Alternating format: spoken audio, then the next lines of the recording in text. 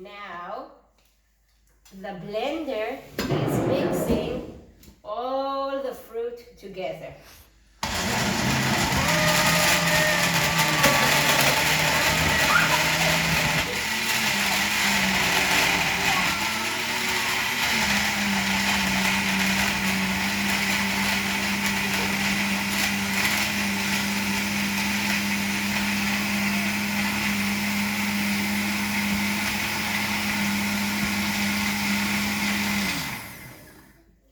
Now,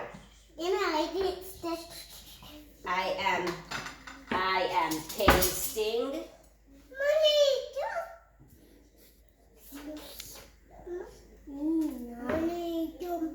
And I am adding some silan.